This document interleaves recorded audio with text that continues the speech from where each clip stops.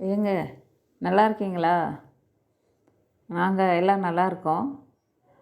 எல்லாம் நல்லா இருக்கோம்னு எல்லாம் பொய் தாங்க சொல்கிறோம். ஒவ்வொரு வீட்லேயும் ஏதாவது நிம்மதி இல்லாமல் ஏதாவது பிரச்சனையில் இருக்காங்க, அல்லது ஒரு நோயில் இருக்காங்க, அல்லது யாராவது இறந்துடுறாங்க, ஒரு ஆக்சிடெண்ட்டில் அடிபட்டு இருக்காங்க. இந்த மாதிரி அல்லது கடுமையான கடன் சுமை, ஏதாவது ஒரு பிரச்சனைகள் இல்லாத மனிதர்களே இல்லைங்க. இந்த மாதிரி தவிர்க்க முடியாத பிரச்சனைகள்லாம் வருது. இதுக்கு மேலே நம்மளே நமக்கு இழுத்துக்கிட்ட பிரச்சனைங்கிறது ஒரு குடி நோய் தாங்க.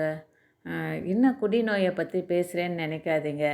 நிறைய வீடுகளில் குடியால் பாதிக்கப்பட்டவங்க இருக்கிறாங்க. நம்ம பேசுகிறதுக்கு தயங்குறோம். சின்ன பசங்கள்லாம் விளையாட்டாக ஜாலியாக பார்ட்டின்னு சொல்லிட்டு போய் பழகிட்டு 100 பேர் பழகுறாங்கன்னா அதில் ஒரு 30-40 பேர் குடிக்க அடிமையாயிடுறாங்கங்க. என் குடும்பத்தில் கூட குடிநோயில் இருக்காங்க. இதை சொல்லிக்கவே நம்ம வெட்கப்படுறோம், வேதனைப்படுறோம். இதிலிருந்து மீள்றதுக்கான வழியை நம்ம எல்லாரும் சிந்தித்து செயல்படுத்தணுங்க. இதுதான் என்னோட ஆசை. இளம் தலைமுறையாவது இந்த மது பழக்கத்திலேருந்து மீளணுங்க.